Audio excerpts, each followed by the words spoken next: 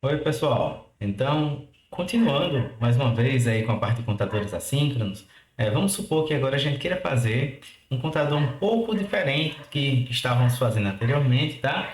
E que o contador, ele gera a seguinte sequência de valores, tá? Então, isso aqui está em decimal, né? Então, no um vem para o 0, depois vem para o 9, depois vem para o 8, depois vem para o 7, depois vem para o 6, depois para o 5, depois para o 4 e do 4 volta para o 11. Então, observe. Esse contador, como vocês podem observar, ele tem 8 estados, tá? E é um contador módulo 8, então a gente tem esses 8 estados, mas os valores que ele está contando, apesar de ser decrescente, claramente, né, uma contagem decrescente, a gente não tem uma sequência tradicional, tá? Se vocês observarem que esses valores aqui estão em decimal, eu preciso de pelo menos 4 bits para representar cada um desses estados. Legal? E no contador de 4 bits, como vocês sabem, eu tenho 2 a quarta, que me dá 16 estados, variando do 0 até o 15, tá? Então, como será que eu conseguiria trabalhar e, a partir de um contador assíncrono, gerar um ciclo de contagem como esse, em que a gente não começa, vamos até supor que o ponto inicial aqui, ó, inicialmente, tá? Ele comece por aqui, pelo 11, tá? E depois ele venha contando de forma decrescente. E no momento em que eu tenho, depois do 4, no lugar de eu ir para o estado 3, eu desvie e faça essa inicialização aí em 11, tá? Então vamos lá. Primeiro ponto aqui para a gente observar é que eu preciso aqui trabalhar com 4 bits. Isso significa que eu vou ter 4 contadores, então 4 flip-flops, né? 4 flip-flops aqui do tipo T, né? Então lembrando que a célula básica aí para a gente trabalhar com os contadores assíncronos vai ser o meu flip-flop tipo T ligado em 1, né? Então tem tem o meu segundo flip-flop aqui, T, Q, e clock. Já já a gente decide se esse clock vai ser sensível à borda de subida ou à borda de descida, dependendo das conexões que a gente vai fazer, como vimos nos vídeos passados, né? Então esses três aqui estão ligados em VCC, então. E eu tenho um quarto, tem que afastar um pouquinho aqui, tá? Eu tenho um quarto aqui flip-flop, também do tipo T, ligado em no estado então de inversão do anterior, né? E que eu vou começar a decidir como eu vou trabalhar com esses flip-flops, tá? Então veja, a primeira coisa que vocês têm que observar quando estiverem trabalhando com contador assíncrono, que vocês sabem se a sequência crescente ou decrescente, é exatamente identificar qual das duas sequências vocês vão querer trabalhar. Nesse caso específico, fica muito claro que a gente quer trabalhar com a sequência decrescente, né? E para trabalhar com a sequência decrescente, uma das formas que a gente tem para fazer, né, essa é uma das formas, tá legal? É a gente colocar aqui o meu clock, né? Vocês podem fazer de outra forma também, tá? Não tem problema, tá? E cada um dessas saídas, elas vão estar conectadas lá no meu clock, o clock do próximo flip-flop. De forma que a sensibilidade de cada um desses flip-flops para essa contagem decrescente, ela acontece na borda de subida do meu clock, né? E aí, aqui eu tenho o bit menos significativo, tá? Então eu vou chamar esse aqui de D, esse aqui de C, esse aqui de B, esse aqui de A. E a sequência que eu estou gerando, então, o meu número é dado por ABCD. A é o meu bit mais significativo, é o que demora mais para mudar, né? Então, na sequência ali, é exatamente essa posição dele, tá? A significância dele. E aí, o que vocês já notam é que o estado inicial que eu estou trabalhando aqui não é zero, né? Eu quero que inicialmente o meu flip-flop seja inicializado em 11, em decimal. E 11 em decimal, tá? Se eu pensar aqui 11 na base 10, isso aqui em binário é dado por 10, 1, 1. Onde aqui eu tenho um bit mais significativo e aqui eu tenho bit menos significativo, tá? Então eu já noto que o pulso inicial, o pulso assíncrono que eu utilizo geralmente para inicializar o meu contador, ele deve providenciar esta gravação aqui nesse conjunto de flip-flops. Ou seja, eu não vou estar utilizando o clear apenas. Eu tenho que utilizar o preset em alguns dos flip-flops e o clear em apenas um deles, né? Então, nesse caso, olha que interessante, né? A gente teria aqui, vamos supor aqui que eu tenho um preset, né? Aqui eu tenho outro preset. Então, essas conexões aqui em cima são os presets dos meus flip-flops. E aqui embaixo eu vou colocar alguns clears. A gente vai precisar estar utilizando aí os dois em alguns flip-flops, tá? Vamos supor também que esses carinhas são sensíveis a zero, que é muito comum realmente deles terem esse tipo de sensibilidade, tá? Então eles vão ser ativos com zero. E aí eu preciso ter um sinal de início, de start, de load, né? Algo que me permita carregar esse flip-flop A com 1, o flip-flop B com 0, o flip-flop C com 1 e o flip-flop D com 1. Ou seja, eu tenho que conectar, olha só, esses carinhas aqui, ó, né? E, obviamente, conectar aqui, né, o meu clear do B. Tá certo? E aqui, exatamente, vai ser, por enquanto, eu estou dizendo que isso aqui é um sinal de load, tá? Então, veja, se eu coloco zero nesse sinal de load, o que é que ele vai fazer, basicamente? Olha só, com zero, esse flip-flop aqui vai estar no estado de preset. Por estar no estado de preset, o meu D vai para 1. Este aqui é a mesma coisa, o meu C vai para 1. Esse aqui é o meu clear, que está ativo, né, quando o load é 0. Então, o meu B vai para 0. E esse aqui é o preset, que vai para 1. E o meu A, que está aqui, vai para 1. Então, eu tenho 1, 0, 1, 1, que é exatamente o estado inicial que eu quero. Legal? Então, aquele ponto lá do estado inicial está ok para mim.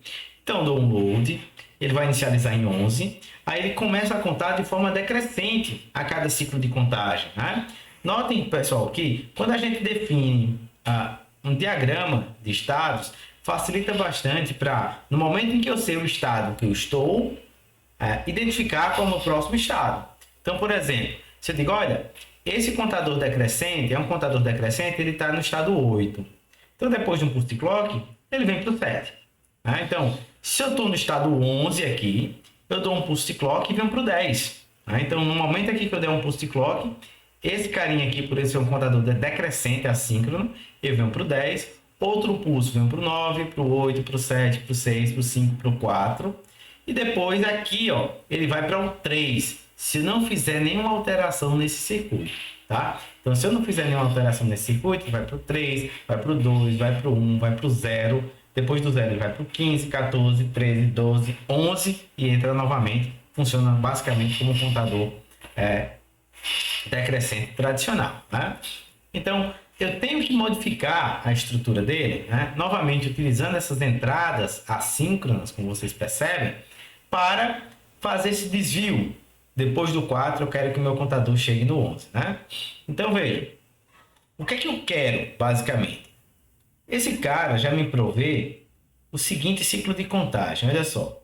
Do 11, eu venho para o 10, que eu venho para o 9, que eu venho para o 8, depois para o 7, depois para o 6, o 5, o 4, e aí, depois do 4, né? Eu vou colocar aqui até de outra cor. Esse 3 aqui, ele tem que ser o meu gatilho, né? No momento que eu identificar que eu cheguei no 3, eu tenho que saber que eu passei do ponto que eu queria. E aí eu tenho que direcionar imediatamente, ou seja, de forma assíncrona aí, o estado do meu flip-flop para o estado 11. Né? E como nós vimos, a gente então precisa realizar um circuito detector do estado 3, né? Que se vocês montarem um circuito como esse, basicamente, né? Nós fizemos no vídeo passado, na verdade? Então, vocês podem preencher essa tabela inteira, mas o meu S deve ser apenas para esse caso, né? Se eu colocasse aqui um S, ó, eu teria 0 para todos os casos, incluindo os que não estão aqui na tabela, tá? Vocês podem preencher a tabela inteira, vai ser tudo 0, salvo esse, porque ele é um circuito que identifica apenas esse estado. E quando eu fizer a expressão lógica disso aqui, vai dar exatamente igual ao mini termo equivalente, que seria A barra, B barra, C, D. Legal? E aí onde está a coisa interessante, né? Quando eu chegar no estado 3, se eu identificar que eu cheguei no 3 por algum acaso, eu vou acionar novamente o meu sinal de loading. Eu aciono por quê? Porque aquele sinal ali, ele vai levar o conjunto de flip-flops para o estado 1, 0, 1, 1, como nós acabamos de ver. Então, eu vou criar uma porta, né? Vamos lá, tá? Eu vou criar uma porta que eu tenha A barra, B barra, C, D. Tá? Então, aqui, ó, A, B, C, D, certo? Então, esse A é essa conexão aqui, tem um fio trazendo para cá. O B é a mesma coisa para esse B aqui. O C e o D, apenas para evitar sobrecarga. E esse sinal aqui, ele vai fornecer 1 apenas nesse caso. Só que aqui, esses presets e clears, eles são acionados com 0. Então, eu preciso inverter esse valor e conectar aqui, ó, o meu loop. Certo? Então, obviamente, né, você não pode ter isso aqui, tá? E aí eu vou perguntar, por quê? Ora, essa porta ela fornece um valor. E se eu pegar, inserir, forçar um valor aqui também, eu posso ter um problema em que eu não consigo identificar qual valor está presente nesse fio. Vira um valor indeterminado. Então, o que a gente vai fazer? Sempre que a gente tem, olha, esse tipo de situação, né, eu quero ser capaz de fazer o reset, né, inicializar o meu contador. Além disso, que aquilo ali funcione para, no momento que eu identificar o estado 3, que ele retorne para o estado 11, eu posso simplesmente utilizar o meu famoso multiplexador. Tá certo? Então, posso usar simplesmente, olha que interessante, né, o meu multiplexador. Então, vamos dizer que isso aqui seja 0, isso aqui seja 1. E eu tenho aqui um sinal, ó, de controle, né? Tá? E esse sinal de controle, ele vai fazer o quê? Ora, eu posso selecionar isso aqui a partir, né, do próprio sinal load. Então, eu poderia simplesmente colocar 0, né? Isso aqui, minha saída já seria 0 ponta do load. Ou, de forma muito mais simples, eu posso pensar o seguinte, né? Eu posso fazer, deixa eu apagar aqui novamente, tá? Que é o recomendado, né? O recomendado era fazer uma nova porta end com o meu sinal load. Aí você diz, por quê? Ora, se load é 1, aqui eu tenho um end, vamos supor que esse valor aqui seja x, que é igual a x. Então, enquanto o load for 1, esse valor aqui, ele é o valor que sai dessa porta. Então, ele está funcionando nesse ciclo. Isso aqui só vai ser 0, x só vai ser 0 quando isso aqui for igual a 3, ou seja, 0, 0, 1, 1. Né? Então, 0, 0, 1, 1, o meu x vai para 0, isso aqui vai para 0 e aciona. Tá? Se eu quiser forçar um início, né? Se eu quiser forçar o início no estado 11, basta eu colocar 0 no meu load. Como é fator dominante da n, se eu coloco 0 no meu load, esse valor aqui já vai diretamente para 0. E aí meu circuito novamente ele é inicializado lá em 0. Tá? Então, esse circuitozinho aqui, ele faz exatamente, cria para mim exatamente esse ciclo de contagem aqui à esquerda. Tá? Então, para vocês verificarem com cautela, né? Eu peço para vocês realizar a simulação, um software que é bem interessante aí, se chama Logsim. Eu já falei em outras aulas, né? Mas eu vou reforçar, tá? Logicsim é um software gratuito. Baixem. É um software que vocês vão colocar o diagrama como entrada. É uma das entradas possíveis, tá? Façam isso e verifiquem se de fato esse circuito vai gerar esse ciclo de contagem aí que a gente acabou de descrever. Tá legal? Um outro exercício interessante que eu recomendo é que vocês desenhem o diagrama temporal desse circuito, que façam vários pulsos de clock de forma a avaliar o comportamento desse circuito ao longo do tempo e identificar se de fato esse circuito está gerando a sequência lá que a gente acabou de definir. Tudo bem?